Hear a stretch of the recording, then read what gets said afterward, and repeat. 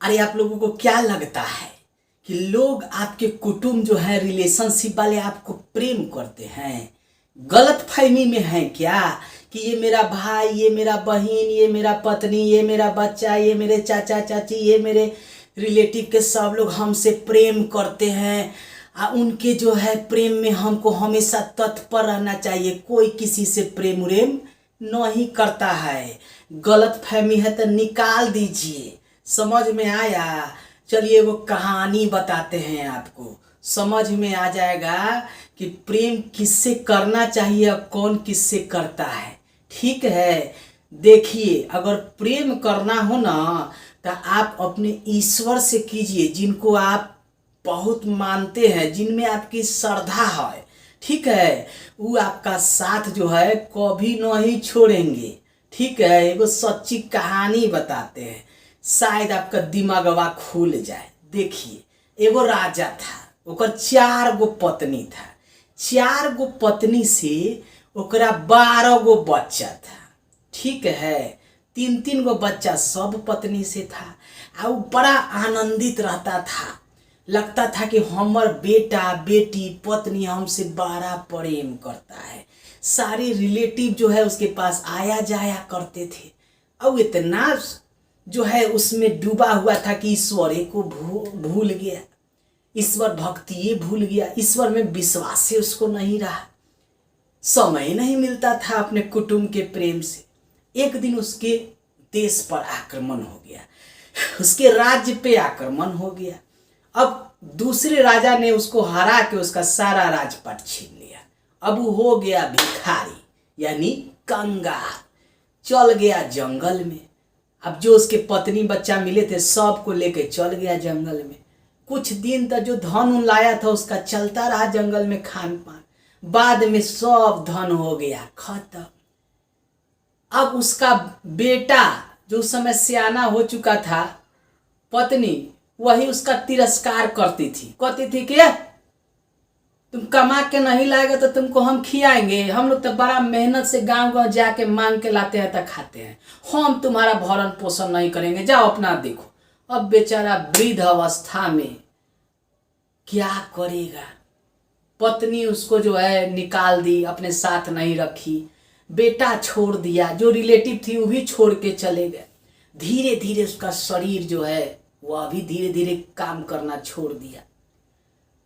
वैसे स्थिति में लगा कि प्रभु अब हम क्या करें।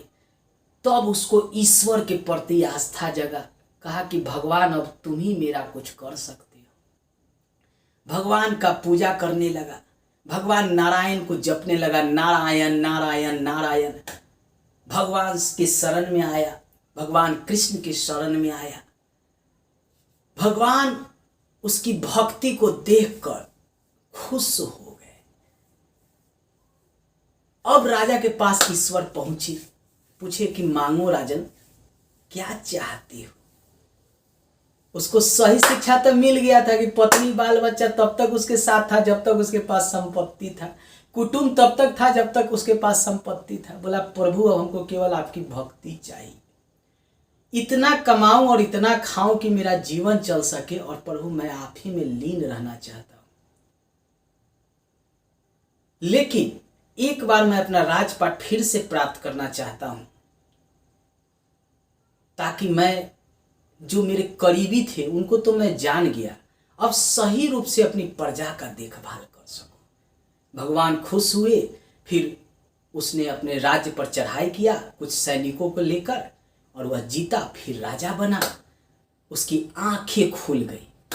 फिर वह अपने कुटुंब और अपने पत्नी बच्चों के जो प्रति स्नेह रखता था उसको छोड़ के अपनी प्रजा की भलाई के लिए और ईश्वर की भक्ति में डूबा रहता था। यह कहानी आपको सबक सिखाता है कि जिस मोह माया में आप पड़े हुए हैं, जब यहाँ से आप जाएंगे, इस संसार को आप छोड़ेंगे, तो आपके साथ कोई नहीं जाएगा। जाएगा तो आपका कर्म, अगर अच्छा कर्म किए हैं तो स्वर्ग आप जाएंगे, बुरा कर्म किए हैं तो नरक जाएंगे। अगर बुरा कर्म आज तक कर रहे हैं तो आज भी समय है उसको सुधार लीजिए। ईश्वर के प्रति स्नेह रखिए, जिस ईश्वर को आप मानते हैं उसका भजन कीर्तन कीजिए, गरीब को सहायता कीजिए, अनाथ को सहायता कीजिए, कुछ अपने कमाई का दान कीजिए, ताकि जो आपका दान पुण्य और अच्छे कर्म है वह मरने के बाद जाएगा। एक अठन्नी नहीं ले जा सकते हैं आप, यह बात जान लीजिए। विश्व विजेता सिकंदर को भी गुमान था, लेकिन जब मरा तो अपने साथ कुछ नहीं ले जा पाया।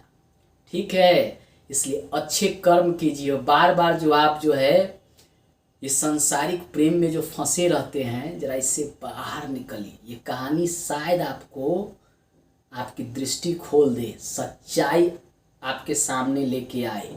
ठीक है, चलिए नेक्स्ट वीडियो में हम नेक्स्ट कहानी के साथ आपके सामने आएंगे।